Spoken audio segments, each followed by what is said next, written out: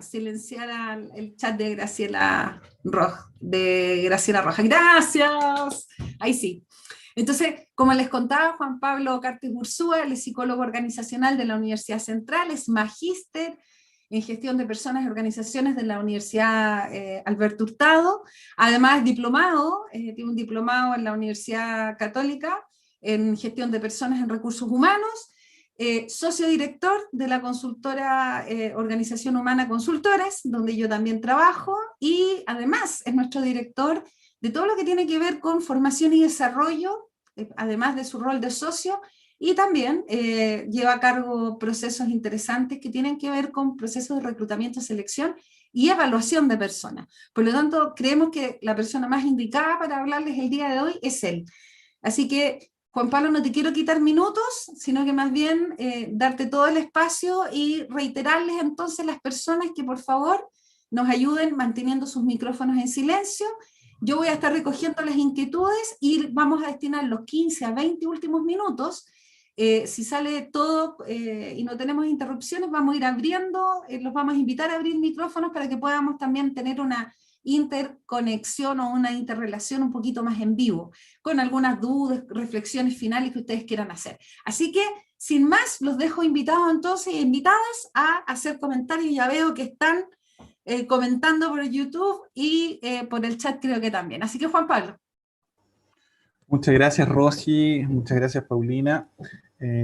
Muchas gracias a todas y a todos. Es un gusto para mí estar con ustedes hoy día.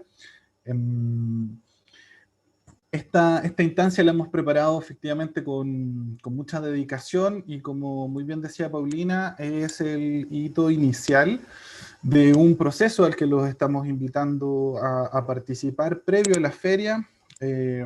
La Corporación de Universidades Privadas diseñó de manera muy estratégica podríamos denominar túnel de inmersión, donde los queremos hacer reflexionar sobre algunos elementos que son fundamentales para el diseño de la inserción laboral, sobre todo aquellas personas que están en proceso de egreso, que han egresado hace poco, o que eventualmente egresaron hace un tiempo y están haciendo este esfuerzo por colocarse laboralmente. Así que este es el hito inicial de este camino de 4 etapas, y en esos mismos términos, si esto fuera un mapa, y los estamos invitando a hacer este viaje, les comentamos que usted está aquí en este minuto, donde específicamente está en el taller número 1 de competencias personales para el desarrollo profesional. Esa es la invitación de la jornada de hoy. Dicho aquello, entonces, Paulina ya lo adelantaba, existen algunos elementos contextuales de los que no podemos dejar de hacernos cargo. Están lejos de ser elementos los que vamos a mencionar ahora que pretenden asustarlos o desmotivarlos respecto de su esfuerzo por colocarse laboralmente, pero son elementos que hay que considerar de todas formas a la hora de iniciar este proceso que en muchas ocasiones para los que nos dedicamos a ayudar a organizaciones a buscar trabajadores, y en los mismos términos ayudar muchas veces a trabajadores a buscar organizaciones que dialoguen con sus expectativas y sus motivaciones, el buscar trabajo en sí mismo puede ser concebido como un trabajo, porque supone una planificación, un diseño en pos de un objetivo, la definición de estrategias para alcanzar este resultado deseado, la reevaluación eventualmente de si esas estrategias están generando los resultados que uno quiere y necesita, la identificación de los recursos con los que uno cuenta para poder alcanzar ese objetivo. Y parte de la jornada de hoy guarda relación con eso. Entonces, lo primero que vamos a hacer va a ser revisar en lo concreto algunos elementos que guardan relación con el escenario al que nos enfrentamos, que no es cualquier escenario. El escenario al que nos enfrentamos hoy día, desde una perspectiva del mercado del trabajo, del escenario laboral, es un escenario que está tremendamente atravesado por la pandemia. Si bien efectivamente se han generado muchas oportunidades laborales en términos contingentes a la pandemia, que están asociadas efectivamente al teletrabajo, hay datos duros que no podemos desconocer y que guardan relación, por ejemplo, con cómo a nivel mundial, a nivel latinoamericano y en nuestro país en particular, efectivamente muchos puestos de trabajo por el impacto significativo que la pandemia ha tenido en muchas organizaciones, se han ido cerrando. Y sobre la base de lo mismo, entonces, el esfuerzo, la dedicación por alcanzar, al parecer alguien está rayando la pantalla, puede ser por error. Les pido por favor ahí que por favor no lo hagan. Y si me pueden ayudar con el borrado de eso, genial. Mucho cuidado, porque de repente uno sin querer aplica ahí ese tipo de elementos.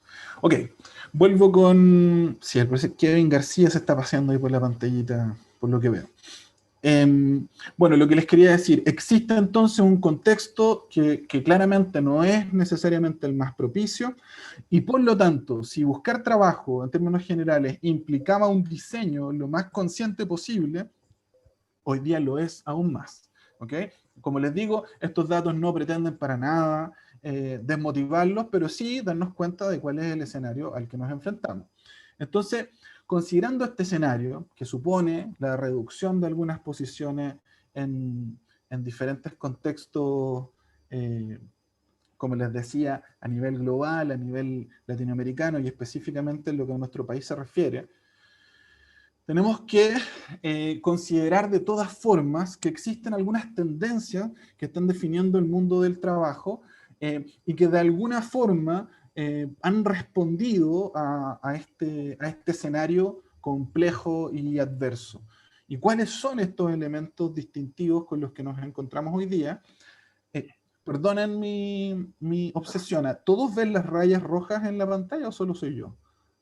Todos la Sí, vemos, sí Juan las Pablo. veo, sí. Todos Ya, los vemos. Sí, se ven.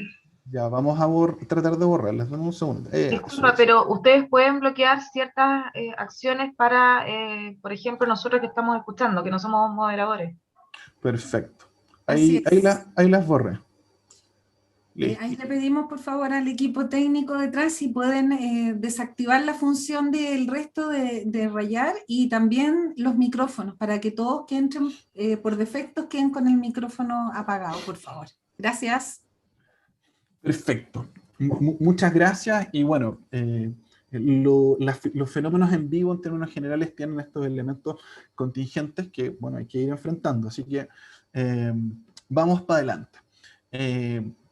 A ver, yo les mencionaba, este escenario con ciertas adversidades ha generado reacciones de los diferentes elementos que constituyen el escenario del trabajo para dar respuesta a esos desafíos. Y estos elementos que se están instalando son tendencias que están definiendo el nuevo mundo del trabajo al cual ustedes se van a ver enfrentados como futuros trabajadores, como trabajadores actuales en transición de puesto de trabajo, como eventuales emprendedores o como eventuales trabajadores, comillas, por cuenta propia, ¿sí? Como diferentes modalidades que después vamos a desarrollar en específico. Un elemento fundamental para responder a las demandas de este fenómeno complejo que nos ha ofrecido la pandemia guarda relación con el liderazgo de gestión de personas, comunidad, ha desarrollado un protagonismo que eventualmente antes no tenía y que muchas de las personas que nos dedicamos a gestión de personas hubiéramos querido. ¿Y por qué es relevante mencionar esto? Es relevante porque gestión de personas entonces se pone al centro porque la persona se pone al centro. Y no es menor ese detalle, porque todos los procesos que están vinculados a la continuidad, digo, operacional de las organizaciones que se han visto afectadas por la pandemia, guardan relación con asegurar que el individuo, la persona, pueda perpetuar su participación en la organización de la mejor manera posible.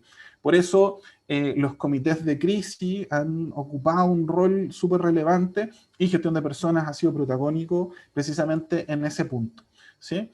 Asimismo, un fenómeno muy potente guarda relación con la transformación de los liderazgos. Hoy día, los liderazgos al interior de las organizaciones, sí o sí, si bien antes, evidentemente, de todas formas lo requerían, pero hoy día suponen una gestión integral del rol que trasciende y que es tremendamente diferenciado respecto de el líder tradicional, autocrático, propio probablemente de la realidad chilena. Entonces, en esa lógica, también este actor se está redefiniendo y está redefiniendo el mundo del trabajo y por lo tanto la experiencia del trabajador.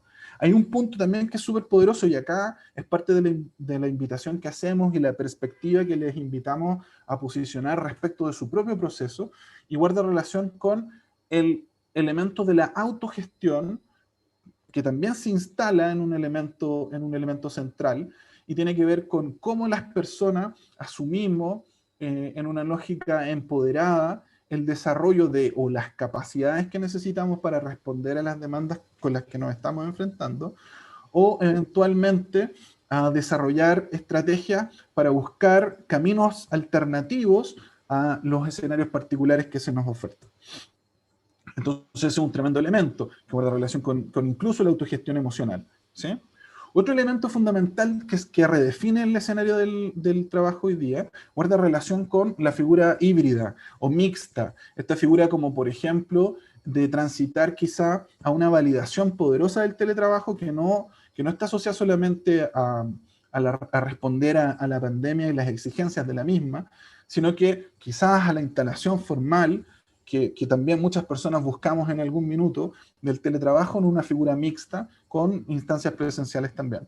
Ahora, los modelos flexibles también se están instalando poderosamente, las metodologías ágiles que guardan relación con la capacidad de responder colectivamente en tiempo y forma, resguardando elementos de calidad a un cliente que también está súper exigente y requiere respuesta en esos términos, que también entonces redefine la experiencia y el mundo del trabajo.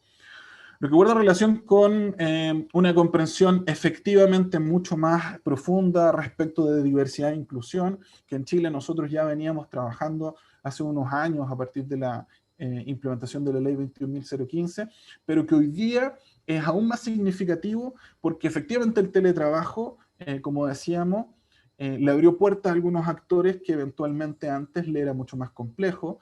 También puso de manifiesto los dobles roles poderosamente, también puso de manifiesto poderosamente el ejercicio de la conciliación vía laboral, vía familiar, y por lo tanto la diversidad apareció en extremo explotada en el momento en que empezamos a entrar, por ejemplo, a las casas de los colaboradores, a las casas de los estudiantes, y de vuelta a ellos a las casas de los profesores, de las jefaturas y demás, en esta figura en la que estamos.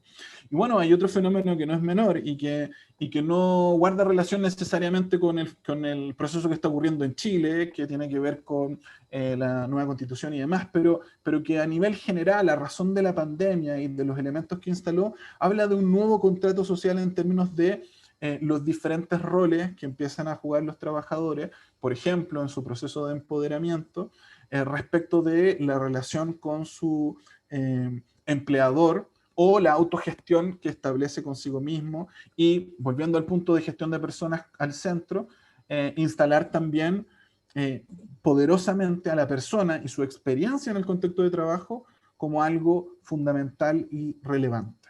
¿Ok?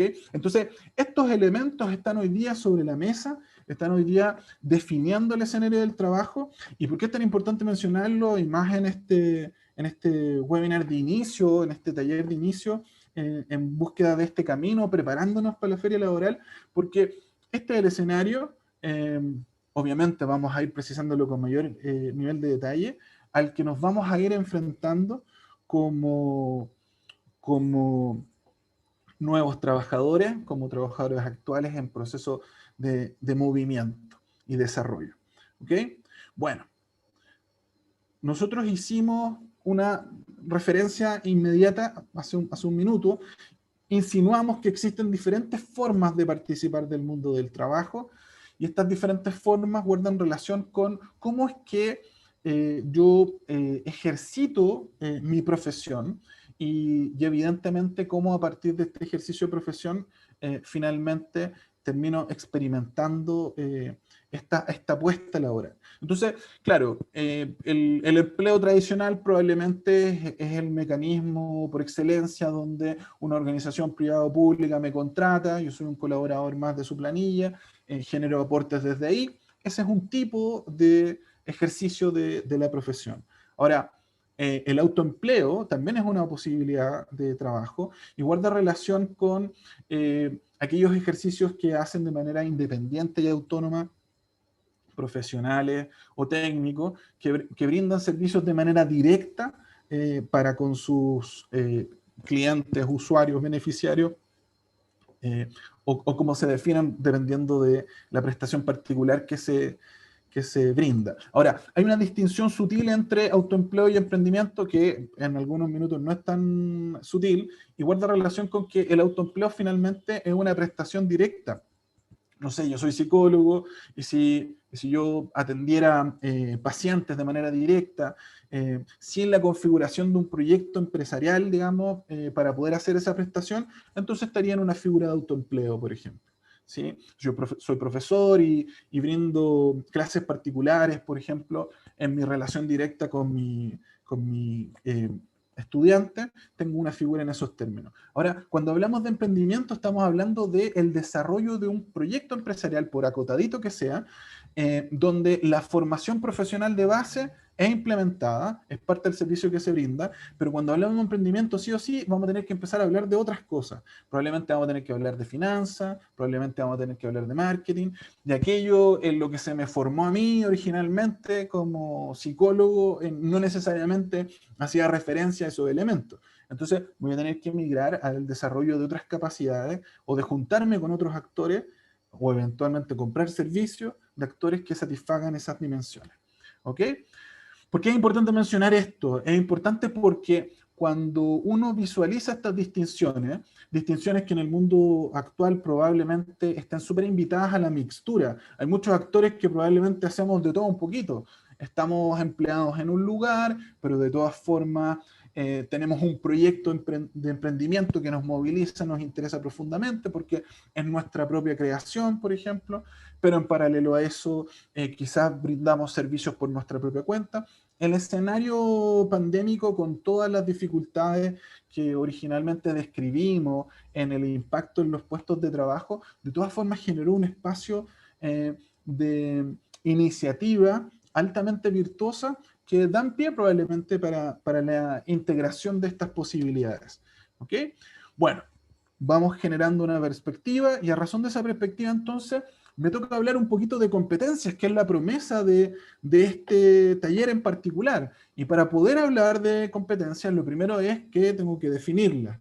¿Qué es una competencia? Muchos de ustedes han escuchado probablemente el concepto, muchos de ustedes quizás han sido explícitamente entrenados en el concepto. Ahora, específicamente, ¿qué es una competencia? Los principales autores del modelo de competencia hacen referencia a que es una característica que le permite a las personas que se desempeñan exitosamente diferenciarse de las otras personas que eventualmente no lo hacen en un contexto determinado. O sea, es aquella característica que le permite a una persona destacar, que le permite a una persona desempeñarse de manera exitosa o superior en un espacio, en un contexto determinado. Y si se fijan, la definición dice precisamente contexto determinado.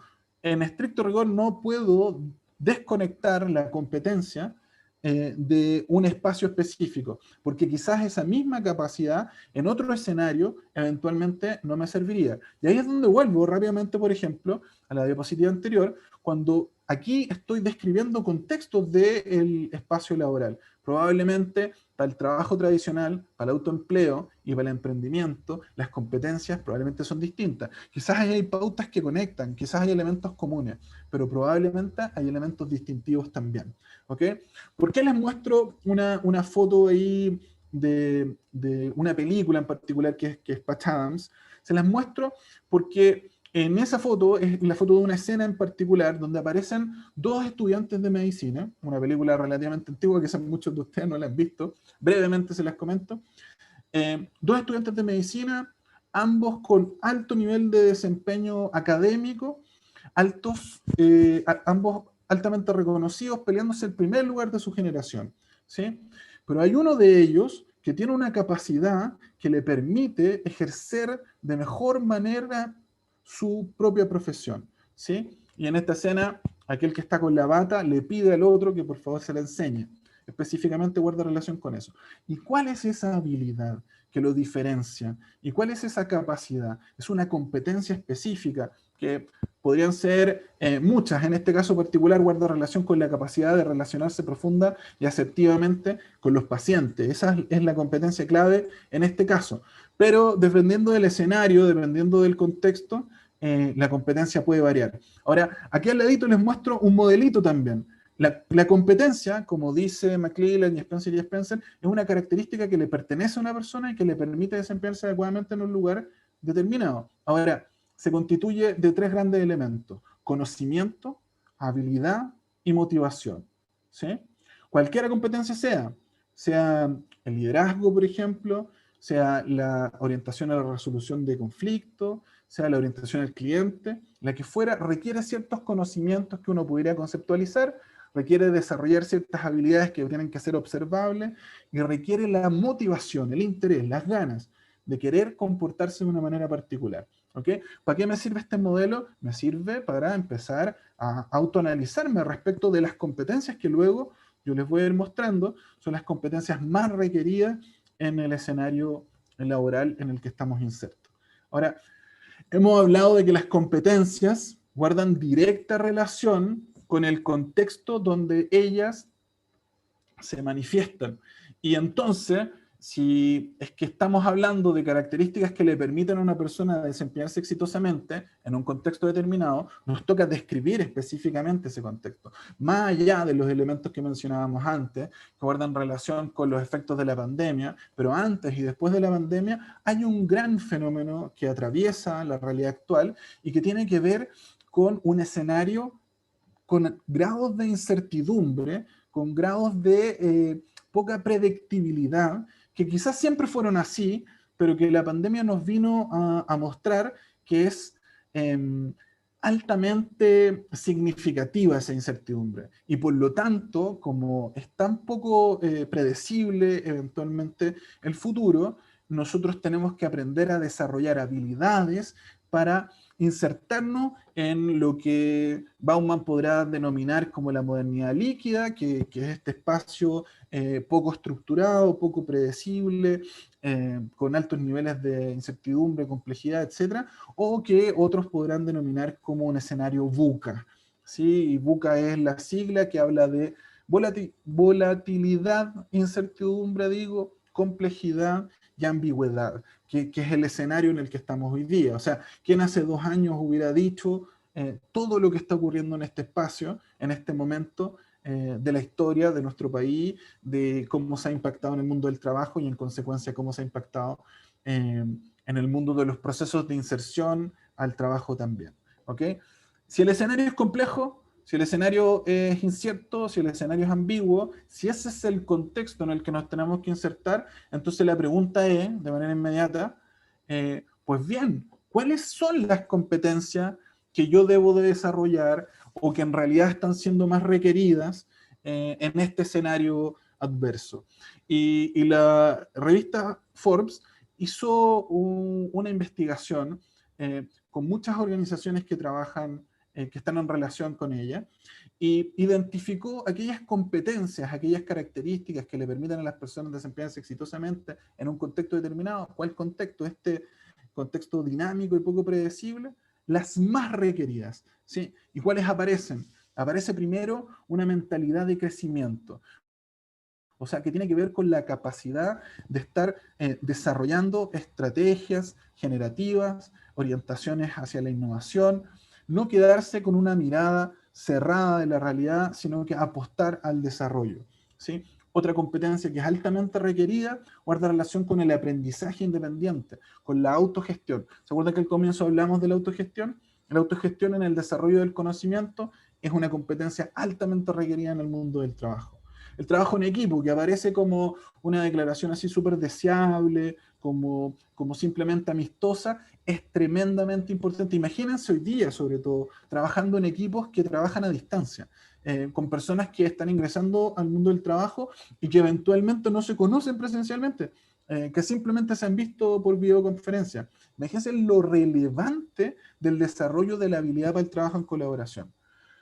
La toma de decisiones con base de datos, por ejemplo, es una competencia altamente requerida también, que guarda relación con analizar el comportamiento de ciertos fenómenos y a partir de esos fenómenos tomar decisiones asertivas respecto de los objetivos o las búsquedas de la organización en la que uno trabaja, ¿sí? El compromiso como un fenómeno social donde el valor de la palabra y lo que yo declaro voy a hacer efectivamente ocurre, es altamente requerido, ¿sí?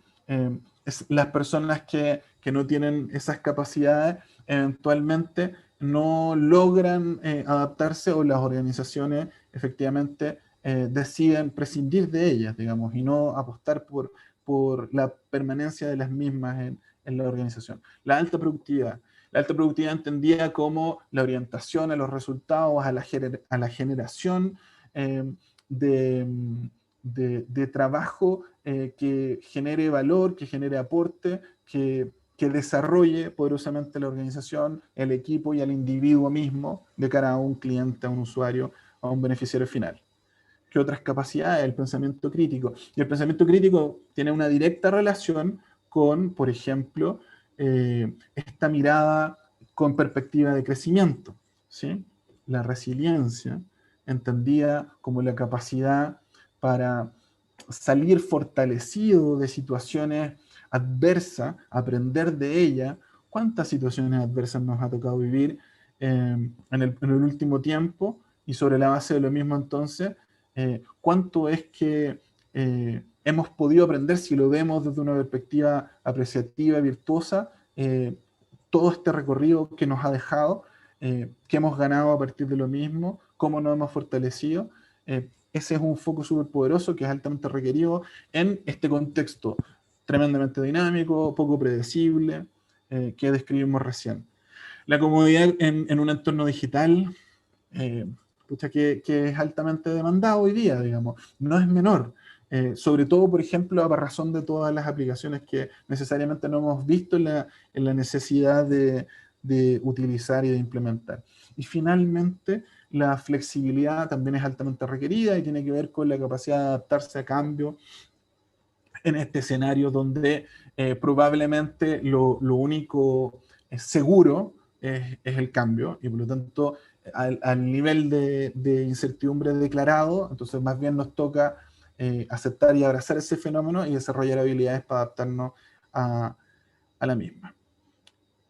Ok, Juan ahora Pablo, en torno dígame. a lo último, porque yo a Sí, veces te voy a hacer algún sí, comentario sí, dale, cuando dale. por YouTube nos comenta Víctor Arauz, dice Ujú. que está muy relacionado con lo último que acabas de decir, dice, el escenario cambió y potenció nuevos aspectos en el ámbito del trabajo, por ejemplo, en la adaptación de los cambios. Creo que está apuntando precisamente a lo que tú estás mencionando en este minuto. Y también hay un comentario por acá por Zoom. Sofi nos decía, cuando hablabas de esto del trabajo en equipo, ella también dice, no solamente es saber relacionarse, sino también en qué colaborar y ofrecer colaboración, ¿no? O sea, poder colaborar con otros y eso implica también estarse conectando con el trabajo y en el ambiente, ¿sí? Eso es como para complementar algunas cosas que estás diciendo. Algunos otros comentarios te los hago después. Súper, súper, gracias Rosy. Sí, pues efectivamente el escenario cambió y por lo tanto las habilidades para poder adaptarse en buena ley, ojo que esto suena como muy reactivo el adaptarse, esto más bien guarda relación con poder navegar en ese escenario, ¿sí?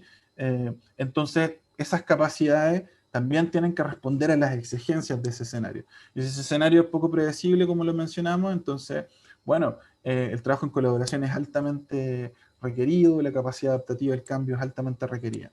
Ahora, muchas personas que quizás no tienen mucho recorrido laboral formal, digamos que están en proceso de egreso, que egresaron hace poco, que quizás cuando se enfrentan a un proceso de búsqueda de trabajo dicen, chuta, y estas competencias que me están pidiendo, ¿cómo sé yo si las tengo medianamente desarrolladas? ¿Cómo sé yo si eventualmente tengo estos elementos para ofertar en mi proceso de inserción?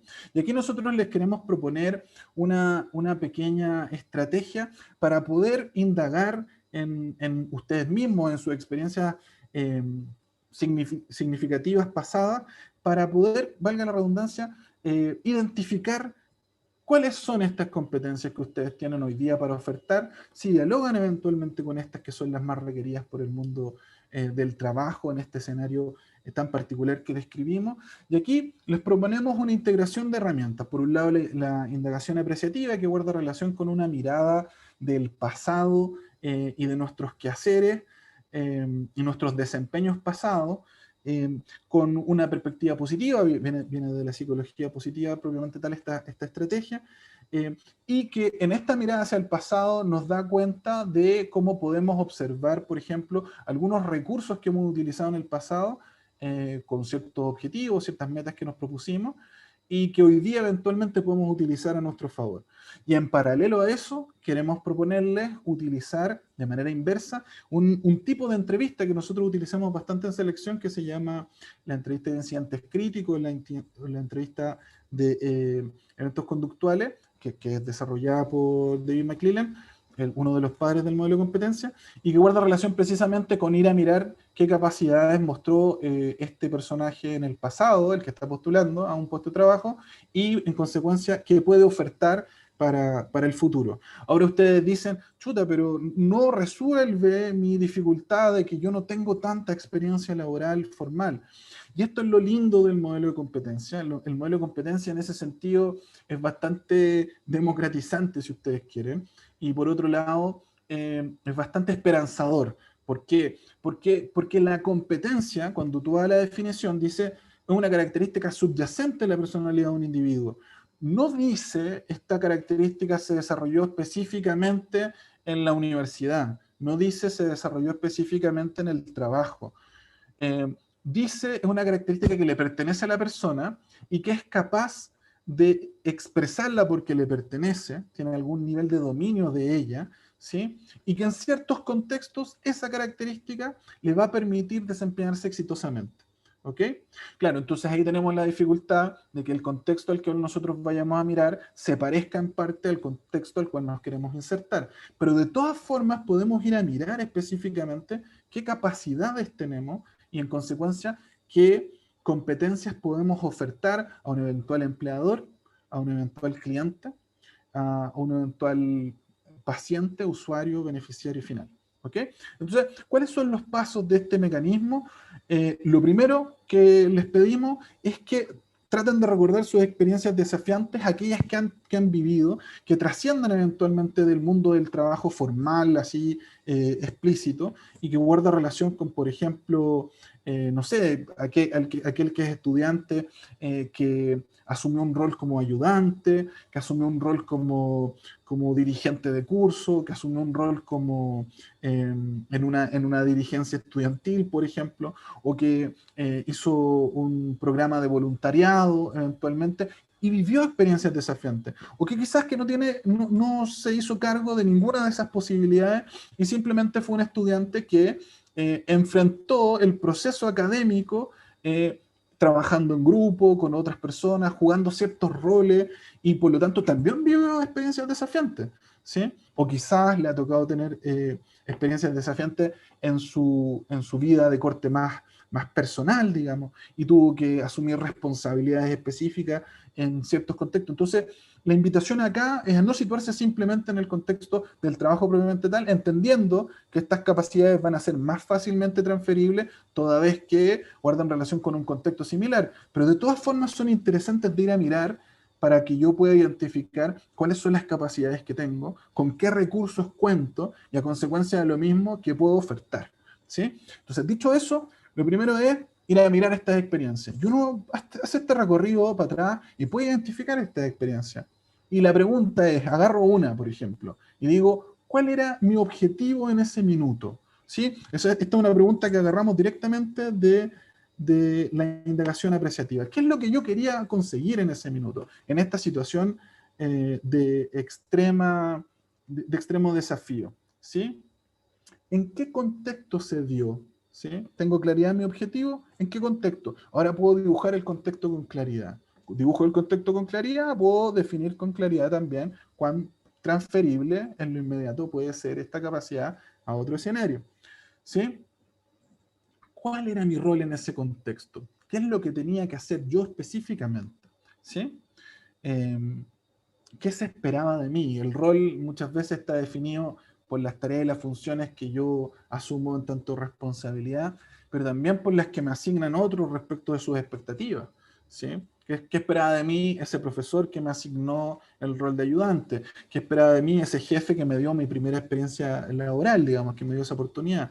¿Qué esperaba de mí el curso que me eligió como delegado? ¿Sí? Entonces ahí también hay una asignación del rol que también genera desafío en parte. ¿Ok? Hago este recorrido, ¿sí? Experiencia desafiante, objetivo que yo tenía por alcanzar, defino el contexto, defino mi rol en el contexto, ¿sí?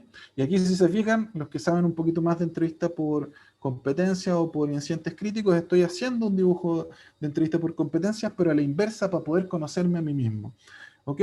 Y luego me pregunto, en este escenario que he descrito, donde yo sé cuál era mi rol, lo que yo quería alcanzar, lo que eventualmente yo definí como un escenario adverso y desafiante, ¿qué fue lo que yo hice? Específicamente, ¿qué fue lo que yo hice? ¿Cómo lo enfrenté? Estoy haciendo un ejercicio descriptivo. Es difícil hacerlo cuando uno está haciendo un autoanálisis, pero la idea es que yo trate de hacerlo. ¿Ok? ¿Qué acciones concretas realicé? ¿Sí? Cuando dije qué hice, el que hice es súper amplio y diverso. La pregunta es qué acciones concretas realicé. Y ahí aparecen las conductas que yo soy capaz de ofertar. Por ejemplo, a un eventual empleador, a un eventual cliente. ¿Cómo lo hice? ¿Qué acciones, qué estrategias, qué metodología en relación a quién hice aquello que hice? ¿Sí? Y la pregunta que viene después, bueno, yo tenía un escenario adverso, tenía un rol específico, se esperaban de mí ciertas cosas, era un contexto determinado, X, hice algunas acciones, y la pregunta es, bueno, ¿y qué pasó a consecuencia de eso que yo hice, po? O sea, yo implementé una estrategia que yo creía era la que mejor me resultaba, digamos, en esa era la más conveniente. ¿Qué pasó a consecuencia de ello?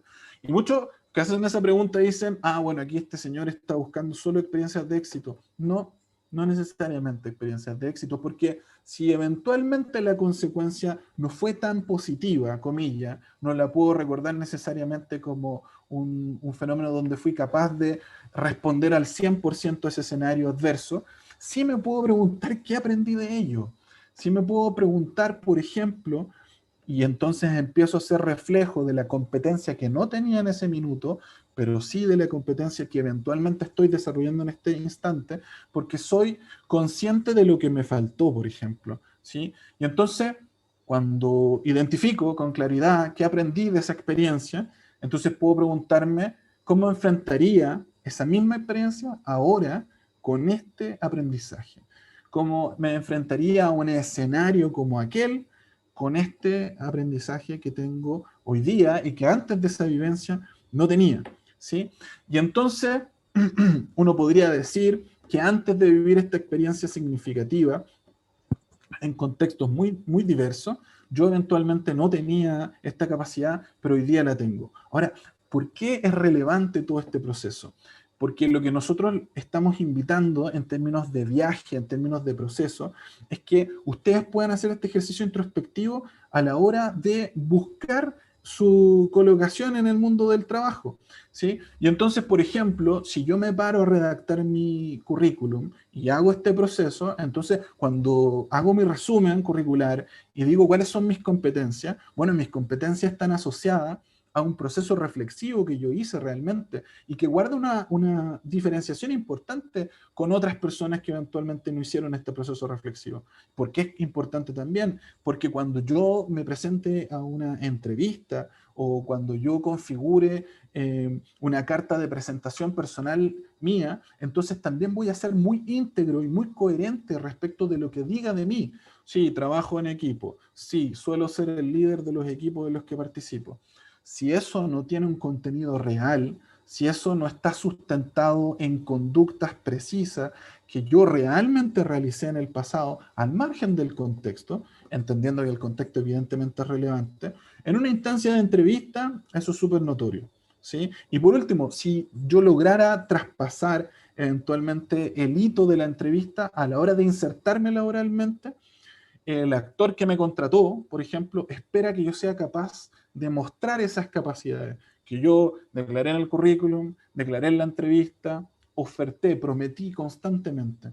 Y si no tengo esas características a mi disposición, entonces, bueno, probablemente esa inserción va a ser con un nivel de fragilidad que no me interesa, evidentemente, desarrollar. Muy por el contrario, yo pretendo poder perpetuarme en ese lugar el tiempo que yo decida, el tiempo que yo quiera. ¿Sí? Por lo tanto, por eso es tan interesante poder hacer este proceso de introspección y autoanálisis que va generando un discurso que va a ser coherente, como les digo, en mi currículum, en mi carta de presentación eventual y luego en mi entrevista psicolaboral para selección de personas. Y obviamente luego en la inserción misma en el trabajo.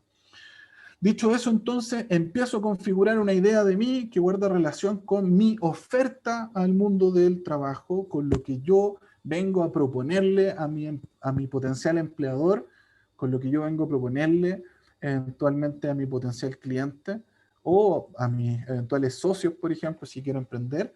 Y a eso le podríamos denominar, si ustedes quieren, marca personal. Y la marca personal, y ustedes lo van a escuchar en este viaje que les estamos proponiendo de cara a la feria, y lo van a ver en la feria también, guarda relación con cómo es que me voy a distinguir. Y esta distinción no tiene que ver con la imagen solamente, no tiene que ver con la utilización de elementos tecnológicos solamente, sino que cómo me voy a distinguir en la experiencia que le hago sentir a mis diferentes interlocutores laborales, a mi empleador, a mi cliente, a mi usuario final, a quien fuera, a mi compañero de trabajo, cómo se siente trabajando conmigo, qué se lleva, cuál es el sello que yo aporto en ese espacio. Y si ese sello es realmente aportativo a los objetivos de esa organización y por otro lado hace match con mi satisfacción personal, entonces tengo un súper buen negocio armado en esa lógica. ¿Sí? No sé, traté de invitarlos a hacer este viaje de perspectiva y ahora súper abierto a sus opiniones, a sus comentarios, a sus dudas. Por ahí, no sé, parece que el chat se movió un poco. El chat se ha movido un montón, Juan Pablo. Bueno, además tú estás viendo el chat del Zoom y te cuento que está el chat también de YouTube. A ver, te voy a leer algunas cosas que he ido seleccionando, algunos comentarios, yo diría más que preguntas, y después también hay algunas preguntas. Brenda Ferrer, por ejemplo, cuando tú estabas presentando al principio, hablaste de estas tendencias, estas nuevas tendencias, no sé si quieres ir hacia atrás con la presentación y te puedo tal vez complementar. Entonces ella hace la pregunta y después hace también comentarios. Aquí, muy bien, y dice, ¿de qué forma estas tendencias coinciden con el mercado local? Se hace la pregunta, y dice, después comenta, dice que el colaborador está en el centro de la organización, sí que está en el centro de la organización cuando hoy día se ve en, uso y abuso del contrato honorario, un escenario de incertidumbre para personas que buscan la estabilidad laboral. No sé si quieres comentar algo al respecto. Sí, súper. Ya, lamentablemente, y este es un fenómeno como muy de nuestra realidad local, muchos escenarios se dan en paralelo y efectivamente tenemos realidades lamentablemente bien cuestionables respecto de, podríamos decir, la malentendida flexibilidad laboral como precariedad laboral. O sea, la participante tiene razón en ese sentido. No obstante, cuando hablamos de gestión de personas y el colaborador en el centro, estamos hablando de las buenas prácticas que se han desarrollado y entonces la expresión de los mejores exponentes del mercado o del escenario laboral que empujan sobre la base de lo mismo que aquellos otros malos exponentes queden en evidencia y tengan que eventualmente transitar hacia esas buenas prácticas. Yo entiendo que efectivamente cuando uno experimenta o está en este espacio más oscuro, no puede, es complejo visualizar los elementos de desarrollo. Pero esa es la lógica, es la expresión de las buenas prácticas que trata de empujar que aquellas organizaciones que no han logrado adscribir a esas buenas prácticas, efectivamente, por obligación al final, terminen haciéndolo. Para allá va esta instalación de el trabajador en el centro.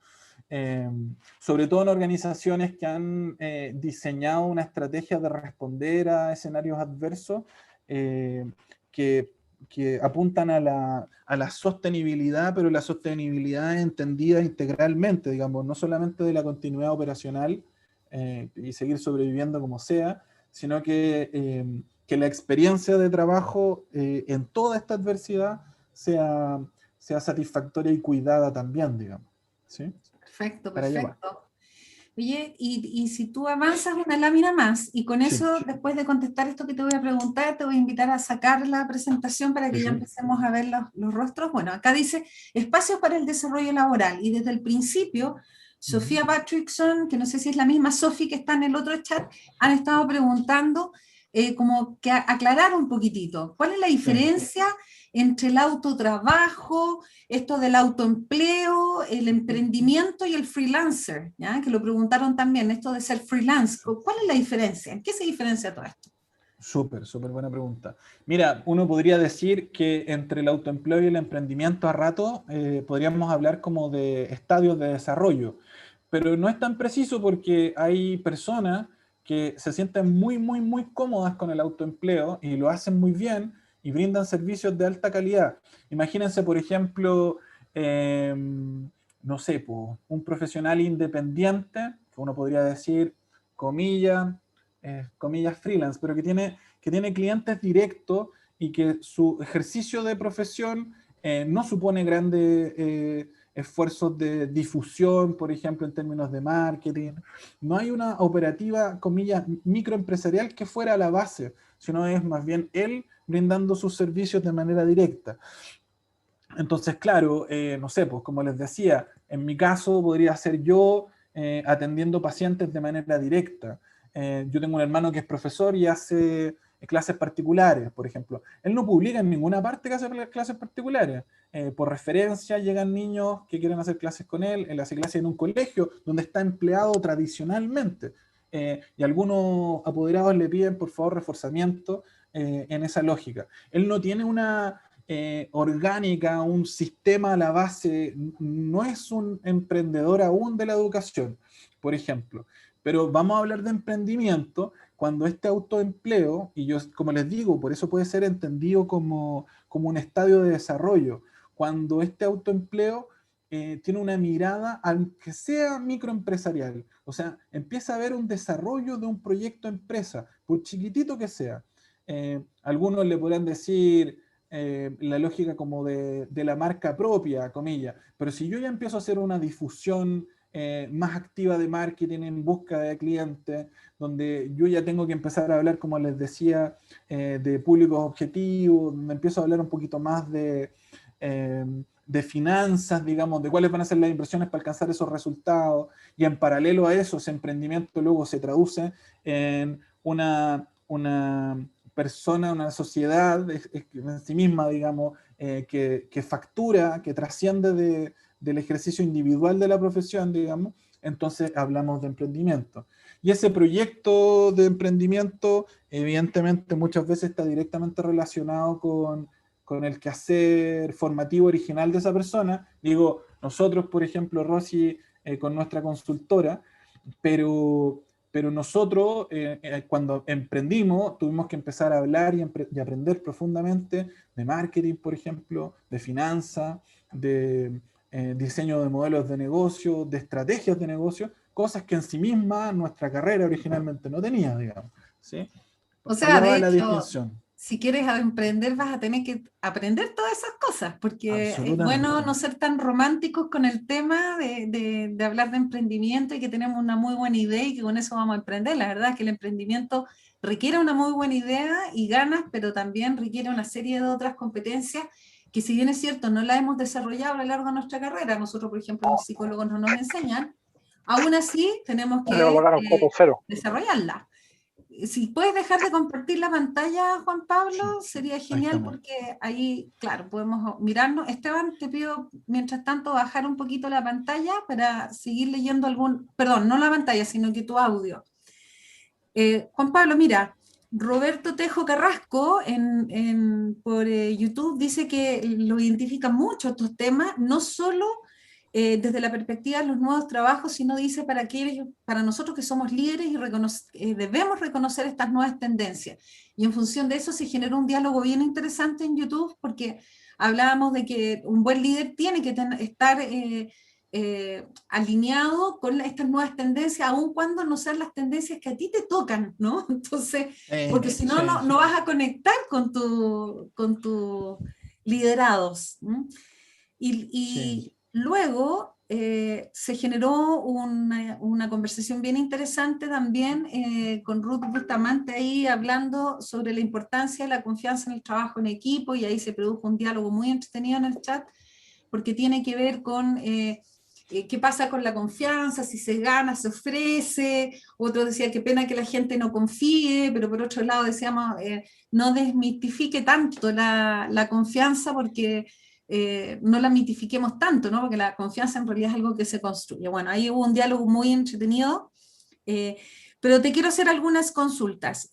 Bueno, perdón, otro comentario bien interesante fue Francisca Amigo, que cuando tú estás hablando esto del autoconocimiento, la autogestión, dijo, es sumamente importante tener la capacidad de autoconocerse y o abrirse de experiencias de autoconocimiento para poder descubrir y potenciar aquellas habilidades, competencias que tenemos, ¿no? Y créanme, estimados y estimadas personas que nos están acompañando hoy día, que el autoconocimiento está absolutamente asociado también a los temas asociado al autoliderazgo, y ya se sabe que el autoliderazgo es el paso previo a desarrollar las competencias de liderazgo. O sea, no sacamos nada con estar pensando cómo vamos a liderar a otros si es que no estamos haciendo el ejercicio primero de liderarnos a nosotros mismos. Ahora la consulta, Juan Pablo. Cecilia Corrales, ella expresó por ahí por YouTube, dijo su caso, ahí estamos teniendo interferencia de alguien que tiene el micrófono abierto, para que ojalá lo pueda bajar. Dice, su caso, cuando realiza sus trabajos online, el entorno se torna muy estresante, dice, porque otras personas pueden verte que como que tú estás metido solamente en tu trabajo y te ven como alguien egoísta que está metido en su trabajo, pero dice, ¿cómo puedo sobrellevar este punto que no me afecte laboralmente? O sea, yo creo que ella lo que está preguntando en forma importante es que está inquieta e incómoda con esto de trabajar y que tiene que ver con los nuevos modelos de trabajo, ¿no? Entonces dice, ¿qué puedo hacer? ¿Ah? Pide una recomendación. Sí, bueno, probablemente siempre la autogestión y su variante emocional fue relevante, pero hoy día con mayor razón, porque no sé si te están hablando a ti, Rosy, o Debe ser ¿no? otra Rosita, No, hay alcance de Rosita. Ya, dale. Nada, como decíamos, probablemente la autogestión y con su variante emocional, hoy día más que nunca está tremendamente requerida, demandada por este escenario. Y efectivamente, o sea, el primer paso de autoconciencia está súper bien instalado en la participante que pregunta. Está bueno que le haga caso, digamos, a su sentir, a su emocionar, digamos. Es difícil poder decir que no considere eventualmente las opiniones de los otros actores con los que se relaciona y las posiciones que tengan, pero el ejercicio de autoconciencia, digamos, y aquí, por ejemplo, el ejercicio que hicimos recién, de indagación apreciativa, nos permite identificar, por ejemplo, muy concretamente cuáles son las cosas que estamos haciendo y cuáles son las cosas que eventualmente no estamos haciendo. Constatar nuestras prácticas constatar nuestros quehaceres, nuestras dedicaciones, nos permite evidenciar, mostrarnos a nosotros mismos lo que realmente hacemos y lo que no hacemos. Y ahí podemos contrastarlo eventualmente con lo que los otros dicen de nosotros. Entonces, si es que yo puedo observar con mucho detalle cuáles son mis reales prácticas, eventualmente aquello que otros puedan pensar de mí se torna menos importante en el fondo, ¿sí? Así que la entendemos. El escenario pandémico también ha generado impactos poderosísimos en salud psicoemocional.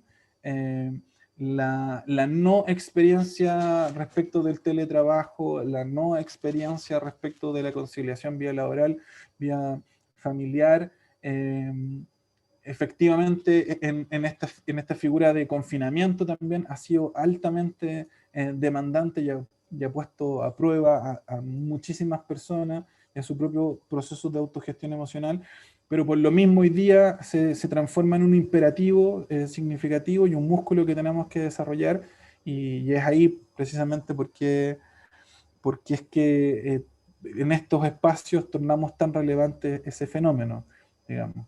Y por lo mismo, no sé, pues muchas estrategias de autocuidado son importantes de instalar como, como elemento central. Por eso en las tendencias explicitamos tan claramente la autogestión. ¿Sí? Sí. Excelente. Bueno, hay estallido de comentarios y preguntas, así que vamos contestándolas de manera un poquito más breve para que podamos Dale. contestarlas todas, porque son muchas. Estalló. En este caso, estallido no es estallido social, es estallido de las preguntas en los dos chats. Así que Felipe Iglesias está preguntándole a todos, dice, ¿por qué las empresas son tan poco claras cuando un participante de un proceso no queda o no se ajusta a lo que dicen las necesidades de la compañía? ¿Por qué? ¿Por qué pasa eso? Es una súper mala práctica, es perfectamente evitable. Lo que está haciendo una organización cuando busca un trabajador es buscar un perfil, el perfil guarda relación con su estrategia. Si tú quedaste o no quedaste, no es porque tú seas mala persona, tengas un problema, estés loco, lo que fuera, implica que no cumplías con el perfil que ellos estaban buscando. Ahora, en esos mismos términos, quizás tú al rato en la organización te dabas cuenta que la organización tampoco cumplía con las expectativas que tú tenías y podías tomar la decisión de irte. Entonces, finalmente, simplemente estábamos hablando de un match entre dos entidades que buscan satisfacer necesidades que ojalá sean comunes, ¿sí? Pero sí, efectivamente es una muy mala práctica, no tiene por qué ocurrir. ¿Puedo aportar algo ahí? Sí, por favor. Que yo también trabajo con jóvenes y todo, y Dale. estoy pero a 1000% de acuerdo con lo que dices. Aprovecho de decirte que me ha encantado tu charla, y les quiero decir algo a todos los jóvenes: si les pasa eso, como decía Juan Pablo, aunque queden, no vayan a hacer, o sea, si el día de mañana los vuelven a llamar, no vuelvan a postular porque habla mal de la empresa. Ustedes quieren estar en un lugar de una empresa que no se preocupa por las personas que postularon, no son realmente responsables. En nuestra empresa nos preocupamos también de avisar a los que no quedan, a los que sí. Entonces también esa mala práctica habla muy mal de la empresa, y es un lugar que, aunque lo llamen después, pucha, yo personalmente no trabajaría, porque diría, si no se preocupan de las personas, sobre todo ahora los centennials, que se preocupan de la parte mucho más humana, siéntanse que fue una alerta previa a entrar a un lugar que después, de alguna forma u otra, no lo hubiera hecho sentir cómodo. Completamente de acuerdo, Sofi. ¿Qué quieres que te diga? Es un súper buen aporte. Quiero también traer a colación una inquietud que nos trae Patricio en el chat y que es interesante. Dice, gracias por la iniciativa, soy ingeniero civil industrial, desempleado formal por más de 3 años, he asistido a varias entrevistas de jefaturas y ejemplos de competencias como tal. No me han preguntado ni manera directa o indirecta. Se centran bastante en el artículo 22, eso del compromiso con la empresa desde ahora, y pregunta si acaso esto es común o no. Hace la pregunta. Yo creo que sería bueno responderle a Patricio. Bueno, el artículo 22 un artículo que fue diseñado originalmente orientado a jefaturas, a personas con responsabilidad, alta responsabilidad al interior de las organizaciones, y que lo que tiene es como la dispensa del cumplimiento o del control de la jornada laboral, y se subentiende que trabaja por objetivos esa persona. En Chile se ha generalizado el uso de ese artículo para la contratación de personas que, en estricto rigor, ejecutivos en general, pero no altos ejecutivos, sino que analistas, actores que eventualmente, efectivamente tienen cargas de trabajo dinámicas, variables, y que en algunos momentos pueden ser altísimas y significativas y en otros pueden ser un poco más bajas, y por lo tanto se ha hecho un mal uso del artículo y sobre la base de lo mismo se confunde el concepto en su uso. No obstante, el concepto del compromiso es una tremenda demanda del contexto del trabajo y trasciende al fenómeno de que si me quedo hasta más tarde, que si, no sé, no cobro la hora extra, no tiene que ver con eso, tiene que ver con el valor de tu palabra, tiene que ver con aquello que tú declaras, y si te haces responsable o no de tu quehacer, ¿sí? Ese es el concepto cuando nosotros hablamos de compromiso, y tiene que ver con empoderamiento, tiene que ver con profesionalización en tu quehacer laboral, ¿sí? Entonces, si nos confundimos cuando nosotros decimos compromiso y estamos hablando como de sobreesfuerzos no recompensados, no pagados, o que rayan los ratos como el maltrato, no va por ahí. Y si las organizaciones no han preguntado, yo me pregunto también con qué criterios decisionales operan, digamos. Yo no me permitiría hacer un juicio, me falta información, pero me parece que al menos los criterios decisionales son un poco incompletos si no han hecho entrevistas por competencia. Gracias, Juan Pablo. Mira, hay muchas consultas, varias, hay como por lo menos 4 que tengo identificadas de varias personas que están preocupados por lo siguiente. Lo voy a resumir en la pregunta que nos hace Javiera, pero varios hacen la misma pregunta. Dice, ¿de qué forma los estudiantes, entre comillas, pandémicos, podemos nivelar la desventaja que la modalidad virtual y teleprácticas han generado? He leído que de los nuevos profesionales que ingresen al mercado laboral, todos ellos estarán con 2 años de desventaja en comparación con aquellos que ingresaron al mercado antes del estallido social y la pandemia. Entonces, ¿cómo afrontamos esa realidad? Hay varias personas que están preguntando lo mismo. Yo les diría que por un lado están afectados, pero por otro lado han sido habilitados.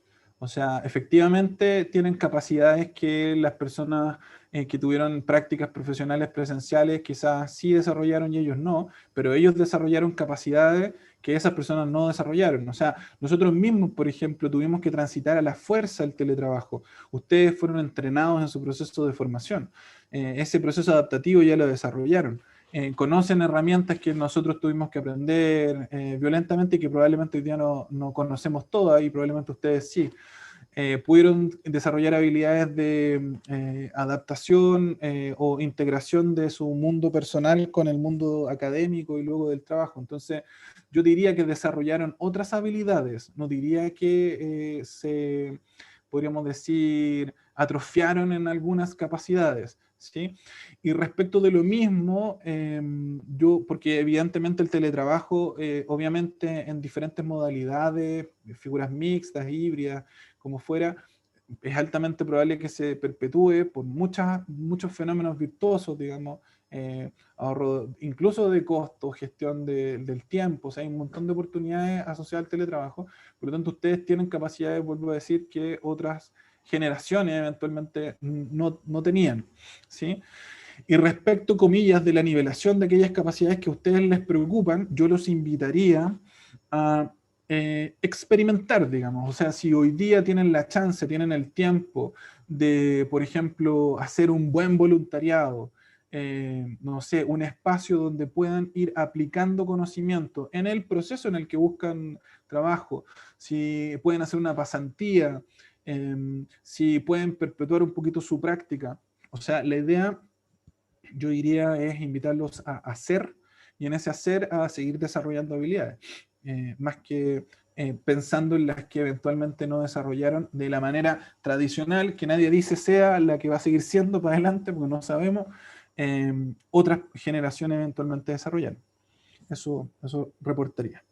Eso es un súper buen punto, Juan Pablo, y también recordarle a la gente, bueno, lo último que acabas de decir, que no es menor, no se sientan en desventaja, esa quizás una invitación que le hacemos con Juan Pablo, no se sientan en desventaja, esto entre comillas es lo más democrático que nos ha pasado a todos, piensen que hay generaciones, yo en lo particular tengo una sobrina que lleva 2 años en telestudio, o sea, tampoco, ni siquiera ha podido entrar a estudiar en condiciones, entre comillas, presenciales, y por un lado, entonces siempre hay situaciones que pueden ser comparablemente mejores o peores que las nuestras, entonces no se bajoneen, esa es una invitación que les hacemos, todo lo contrario, y además piensen que están desarrollando competencias que no saben si estas competencias, por ejemplo las que tienen que ver con la autogestión, no saben si estas son las competencias que se van a quedar instaladas, quién sabe lo que va a pasar en un año más.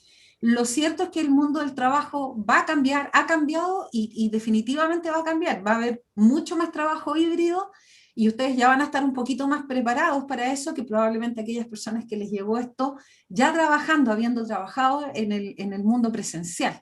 ¿Ah? Eso como comentario. Así que bueno, ahí estoy respondiendo también a Feña que nos dice qué recomendaciones les podemos dar a las personas, y algunos contestan de que fue una feria laboral y solamente una empresa le contestó su postulación, entonces está preocupado, ¿no? Eso en términos generales.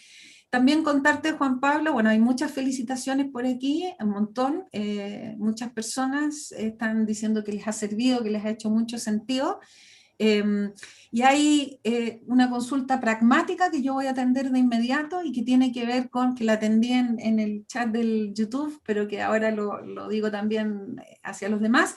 Esta grabación va a quedar disponible, ¿sí? Aquí en el canal precisamente de la CUP, así que van a poder revisar nuevamente aquellos que entraron después o se tuvieron que retirar antes, porque varios se tuvieron que retirar por clases o por actividades. Y algunos otros preguntaron si no pertenecen a una universidad de la CUP, que forma parte de la CUP, si tienen posibilidad de participar en la feria laboral, y la respuesta es sí, pero tomen contacto con los organizadores, ¿sí? Entonces esa es como la recomendación. Hay unos comentarios que apuntan a esto de la autogestión, Juan Pablo, y que algunas personas empezaron a comentar aquí en el YouTube, en el chat de YouTube, y que tiene que ver con esto de la autogestión, y mencionan la gestión de las emociones como una parte muy importante de la autogestión. Y hablan también, otros dijeron, hay muchas familias que están perjudicadas, los niños, a veces los niños no te dejan trabajar, aquellos que tienen hermanos o que tienen hijos, y otros que dicen el encierro te pone de mal humor, ¿ah? Y que por lo tanto eso lo ha hecho complejo, ¿ya? No sé si quieres comentar algo al respecto. O sea, nosotros desde el año pasado tenemos un bombardeo respecto de las buenas prácticas para el teletrabajo, etcétera, pero la verdad es que nosotros como sociedad, bueno, y probablemente la mayoría de las partes del mundo donde no existía el teletrabajo instalado formalmente, tuvimos que migrar a la fuerza, y no en cualquier escenario, en un escenario de confinamiento finalmente. Entonces, si vamos un poquito más para atrás también en nuestra realidad local, posterior a un estallido social que tenía mucha carga emocional también, digamos. Entonces, tiene mucha lógica, tiene mucho sentido de que estemos cansados, tiene mucho sentido, tiene mucha lógica de que estemos incluso un tantito dañados, y por lo tanto es muy coherente reconocer esa posibilidad, y sobre la base de lo mismo, en este proceso de gestión emocional, identificar las emociones en un ejercicio como de empatía con uno mismo, permitirse sentirlas, ser consciente de ellas, expresarlas oportunamente, y buscar obviamente los mecanismos en la medida de lo posible, lamentablemente con este mega desafío de los niños en clase, los hermanos chicos en clase, los que tengan hermanos chicos en clase, uno compartiendo el espacio de la casa que nunca estuvo diseñado precisamente para trabajar ahí, y que por obligación tuvimos que transitar para allá. y tratar de efectivamente hacerlo lo más armonioso y sostenible posible. Pero eso va a implicar acciones concretas, digamos. No supone resistir solamente como decir, desafío, sino que buscar estrategias para el ocio, para la distensión, para el ejercicio, para la buena alimentación, para el buen descanso, proactivamente, digamos. Porque de lo contrario, efectivamente, se va a hacer insostenible. Sí. Eso. Claudia nos comenta, dice, el teletrabajo ha sido un tremendo cambio en el cual se colocó en la mesa muchos temas importantes. Trabajar en la casa no es fácil, tal cual como tú lo estás diciendo, la organización personal es compleja y muchas veces uno no se regula y termina trabajando en horarios que no corresponden, por lo tanto se genera aún más fatiga, ¿no? Se suma a esto que no, hay que aprender a trabajar en equipo en modalidades no presenciales, por lo tanto dice un buen liderazgo es vital para que pueda funcionar este tipo de modalidad, que es muy difícil. Varios están comentando que el teletrabajo es el futuro y están diciendo también que es complejo porque Chile también estaba muy atrasado con esto, ¿no? Con una ley, bueno, ustedes saben que estaba la ley del teletrabajo ahí durmiendo, pero durmiendo en el Congreso, no se atendía, y bueno, eso pasa muchas veces con los cambios, que son un poquito obligados por variables de contexto. Hay un par de preguntas para Roberto Tejo, la presentación... vamos a ver con la CUP cómo hay varios que han preguntado porque les gustaría tener la PowerPoint, así que les pido a esas personas, varios preguntaron por ambos lados, que cómo se puede hacer para que se pongan en contacto con los organizadores de la CUP. Agradecen la oportunidad. Hay un par de preguntas que son interesantes. Dice, ¿cómo Víctor Arauz, Alex Herrera y alguien más, creo que es Laís Arredondo, dicen, ¿cómo lo hacemos si no tenemos experiencia laboral? O solamente, y las empresas te piden más de 2 años de experiencia laboral comprobada prácticamente, y ¿cómo lo hacemos si es que no tenemos? Por ahí Laris dice, bueno, yo lo que hice fue aprovechar el tiempo y aproveché tiempo de cesante, entre comillas, estudié un magíster, pero bueno, no todo el mundo tiene esa posibilidad, ¿no? Que fue un muy buen recurso de ella, pero no todo el mundo tiene esa posibilidad. Entonces, ¿qué recomiendas? ¿Qué recomendarías hacer en estos casos de gente que tiene poca experiencia y que te lo pidan? Sí, lo que decíamos recién, buscar espacio quizás de corte, comillas, más informal en el espacio laboral, probablemente tal como para desarrollar experiencia, capacidades, competencias. En la medida de lo posible, efectivamente, estudiar también es una buena estrategia, pero me refiero, por ejemplo, a las pasantías, me refiero, por ejemplo, a los voluntariados, que guarden relación de alguna forma con el quehacer que uno realiza. Eh, Imaginar eventualmente las posibilidades, por eso mismo nosotros mostramos la figura del autoempleo, imaginar las posibilidades también de eventualmente brindar servicios por tu cuenta, ver la posibilidad de colaborar con otro y eventualmente diseñar un pequeño emprendimiento. O sea, en el fondo, en lo concreto, la invitación es a no quedarse pasivos esperando, digamos, sino que a desarrollar un relato experiencial que luego ustedes puedan ofertar a un eventual empleador, ¿sí? Y que les permita a ustedes tener conciencia y en esa conciencia confianza en ustedes mismos de que tienen ciertas capacidades y no van desnudos a la colocación laboral. ¿Me explico? Para allá va la sugerencia. Y desarrollando apresto laboral, ¿cierto? Porque hay muchas cosas que tienen que ver con el apresto laboral, y con eso me refiero a la puntualidad, los horarios, hay una serie de conductas que con un voluntariado o con algún tipo de actividad se pueden ir desarrollando. Bueno, ya estamos en la hora, Juan Pablo, en lo personal, y como moderadora te quiero dar las gracias por la tremenda entrega y contarte de que está lleno de felicitaciones tanto en YouTube como acá en el Zoom. Así que muchas gracias. y quiero dejar a Paulina también como para que vaya haciendo el cierre de esta ocasión.